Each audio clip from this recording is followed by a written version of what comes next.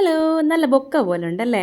അപ്പം നിങ്ങൾക്ക് അറിയാതിരിക്കാം, പക്ഷെ മലയാളികൾ ഇത് കാണും, പക്ഷെ അങ്ങനെ വാങ്ങിക്കാറില്ല അല്ലേ? അത് നിങ്ങൾ വാങ്ങിച്ച് കഴിക്കാറുണ്ടെങ്കിൽ നിങ്ങൾ കമൻറ്റ് സെക്ഷനിൽ പറയാം കേട്ടോ. അപ്പോൾ ഇത് നമുക്ക് എങ്ങനെ കുക്ക് ചെയ്യാം എന്നുള്ള വീഡിയോ ആണ് ഞാൻ.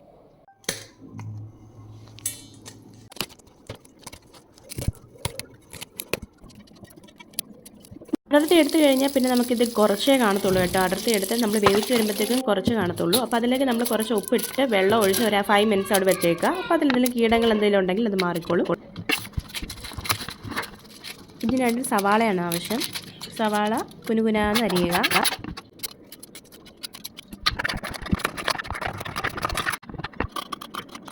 ഒരു ചെറിയ പീസ് ഇഞ്ചി,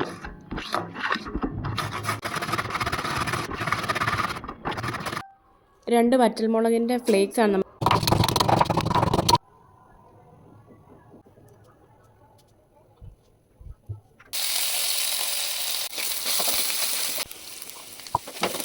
ഇഞ്ചിയും ചില്ലി ഫ്ലേക്സും സവാളയും കൂടെ ഇട്ട് വഴറ്റിയെടുത്തതിന് ശേഷം ബ്രോക്കലിയോട് ഇട്ട് അല്പം ഉപ്പും ചേർത്ത് 2 സ്പൂൺ വെള്ളവും ഒഴിച്ച് അടച്ചു വയ്ക്കുക.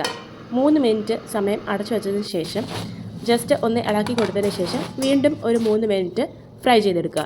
3 മുട്ടയിൽ കുരുമുളകും ഉപ്പും ചേർത്ത് നന്നായി അടിച്ചെടുത്തതിന് ശേഷം ഈ ബ്രോക്കോലിയിൽ ചേർത്ത് നന്നായി ഇളക്കിയെടുത്താൽ സ്വാദിഷ്ടമായ നമ്മുടെ മുട്ടയും ബ്രോക്കോലിയും മെഴുക്ക് പുരട്ടി റെഡി. അടിപൊളി സാധനമാണ്, കുട്ടികൾക്ക് കൊടുക്കാൻ പറ്റിയ നല്ല സാധനമാണ്. നിങ്ങൾ ഉണ്ടാക്കി നോക്കിയിട്ട് കമൻറ്റ് സെക്ഷനിൽ പറയണേ. Bye bye.